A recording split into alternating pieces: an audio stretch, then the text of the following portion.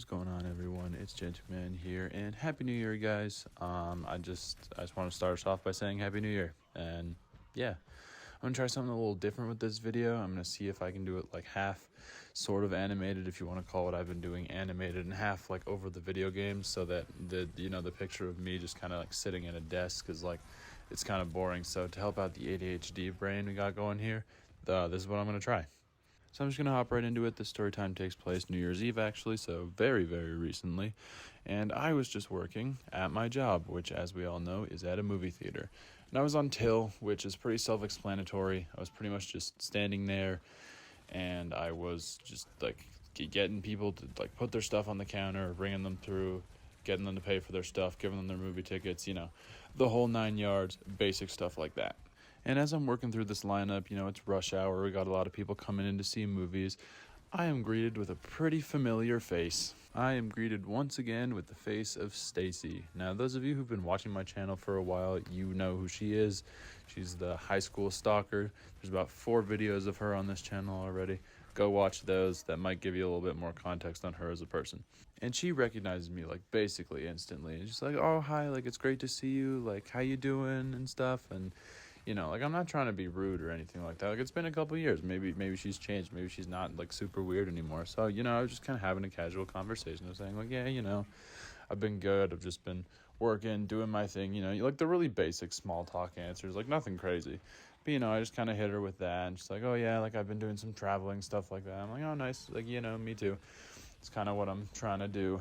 And, it wasn't too extravagant of an interaction. And so we're getting to the end of this whole process of bringing them through, got them their movie tickets. They're going to see Wonka, if you guys were curious. And, we were getting to the end, kind of just told them, like, have a good night, enjoy your movie. And she's like, yeah, like, thank you. Like, it was nice seeing you. And, like, hopefully I'll see you soon. Like, I'll catch you later. I'm like, yeah, I'll see you around. Like, I was fairly dismissive of it, if you want to look at it like that.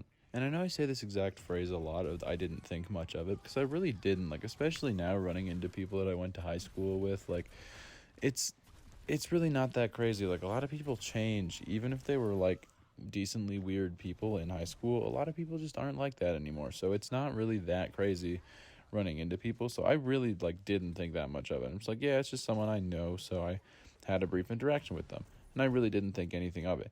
And the weird stuff started happening, like, about almost 2 hours later. So picking up about 2 hours later, we had a bit of a break in our crowd of customers. So I told everyone else who was on till with me, like, I'm going to run to the washroom quickly because it's kind of dead right now.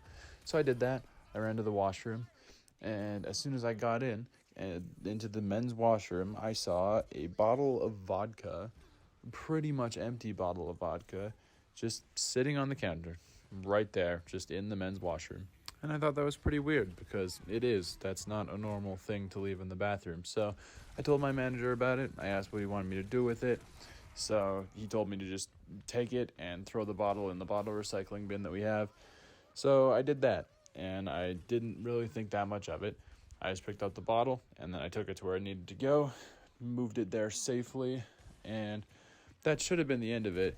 But I decided, given that I had found that, and it didn't really go much farther into the washroom, I should probably go check it to see if there's anything else in there. And by this point, the theater was starting to get busy again. Like, I had more people showing up. And so I was trying to fight my way into this washroom to go check it again. And this is the part of the story where it's very important to remember that this was the men's washroom. Like, remember that. Remember that this was the men's washroom. And I finally get in, and I'm trying to look everywhere to see if anything else is wrong. And I get to the end of the washroom, the farthest stall away from the door, and it's locked.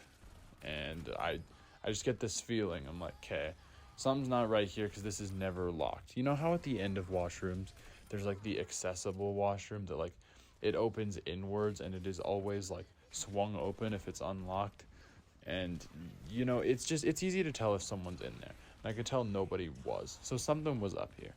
So I tried to unlock it, and I didn't do a very good job, so I wasn't able to unlock it. So instead what I did is I crawled under the door and went into the stall.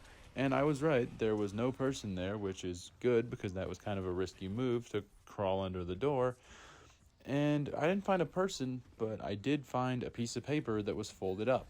And I shit you not when I tell you that this piece of paper, when I opened it, because of course I opened it, with a nude picture of Stacy, and it looked like it had been just like casually printed off of like just a printer. You know what I mean? Like I think you know what I'm saying, but that's literally what it looked like, and it was that with "See you soon" written on it. And I immediately just threw it in the toilet and flushed it down. Like, that was just so weird, man. Like I said, I'm usually fairly non-judgmental of people I went to high school with nowadays, especially if they were weird in high school, because a lot of people aren't like that anymore.